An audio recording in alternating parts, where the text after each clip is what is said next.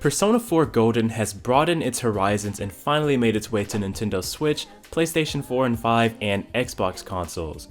This was the first game in the series I've played, and revisiting it years later on the Switch reminds me of why this is my favorite thanks to its memorable story, characters, and music. It was an incredible game then, still is now, and in GameXplain's review of Persona 4 Golden, we're going to answer the question of how well this port holds up. Persona 4 Golden takes place in Inaba, a small countryside town that quickly becomes the site of a string of killings shortly after arriving. Through investigating the potential causes of these murders, you discover that you and your friends have the ability to enter into an alternate world called the Midnight Channel, which is the home of shadows, or people's hidden emotions and feelings given physical form.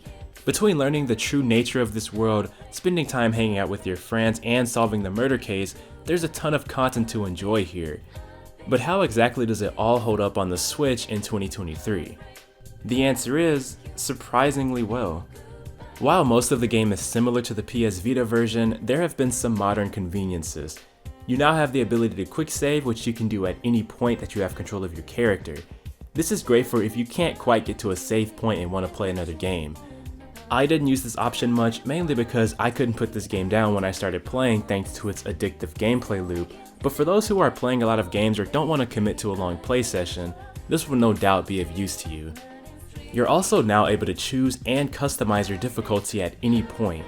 You can select preset options ranging from very easy to very hard, or you can change out specific settings such as damage dealt to or taken from enemies.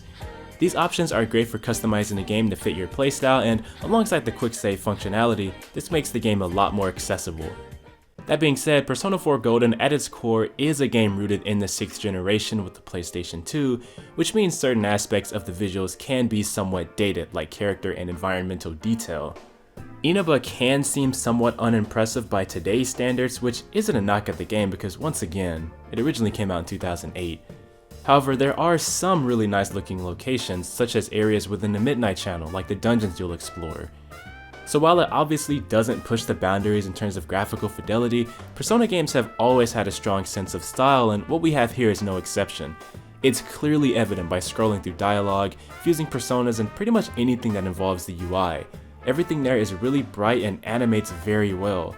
The character portraits particularly stand out as they're razor sharp and look incredible on the Switch's screen and on the TV. I was also really happy to see that it runs at 60 FPS on the Switch, meaning navigating those menus is super responsive. It is a turn-based JRPG, so it wouldn't have been a deal breaker if it wasn't 60 FPS, but it's always nice to see it when it happens. There's also a bit more color saturation and better contrast this time, which makes everything look more lively than before.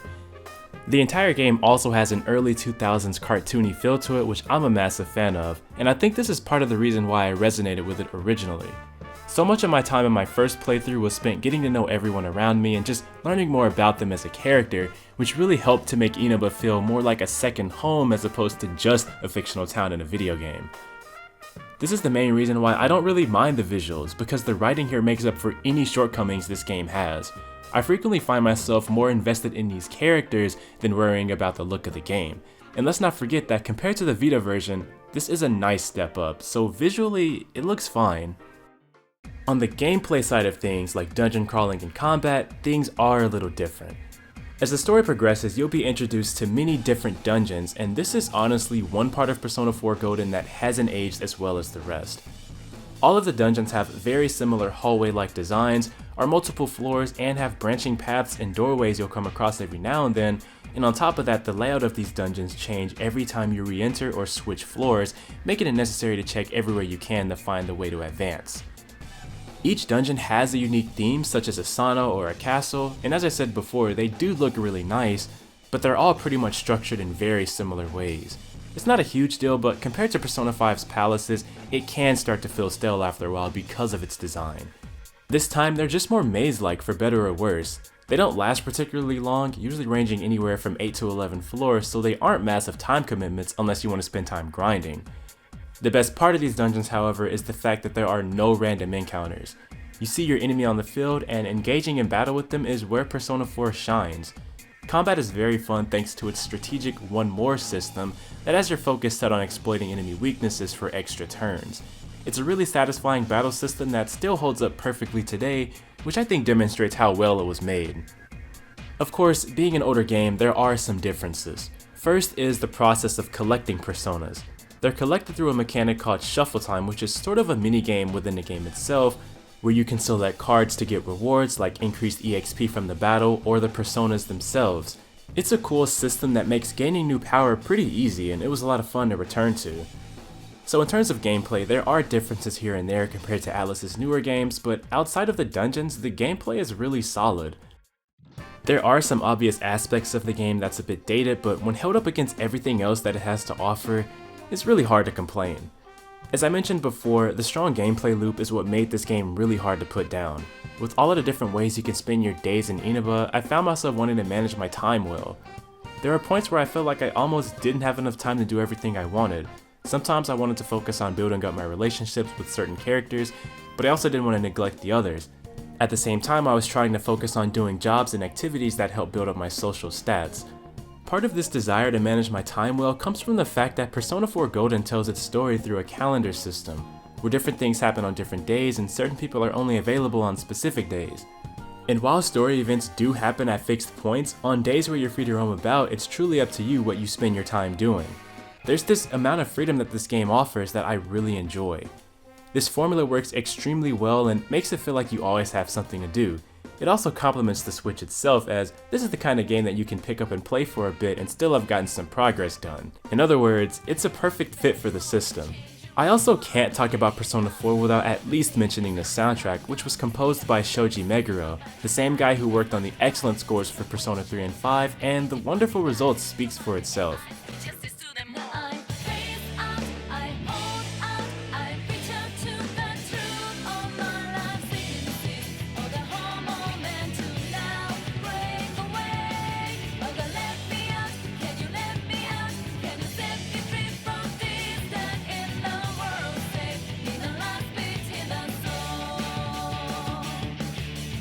Pretty much everything you do is aided by high energy and upbeat tracks, and they truly help to make some scenes so memorable.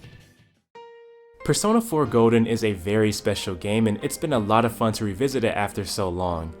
Not only does it hold up well in terms of its fun and strategic battle system and story writing, but it also feels right at home on the Switch because of its pick up and play nature. Plus, it has never looked better on consoles thanks to the boost in rendering resolution and frame rate. The newly added option to suspend your current save and change the difficulty at any point is just icing on the cake, and these enhancements add so much to a game that was already fantastic. Combine that with the amount of content that it has to offer, and you have a game that you could easily spend upwards of 90 hours in. I can say with absolute certainty that I loved Persona 4 Golden on Nintendo Switch. Whether you're playing this for the first time or revisiting, now is the perfect time to jump into Inaba and experience what I consider to be one of the greatest JRPGs I've ever played. That's gonna do it for my review. Thank you guys so much for watching, and make sure you subscribe to GameXplain and ring the bell for a lot more on Persona 4 Golden, as well as our review of Persona 3 Portable, and other things gaming too.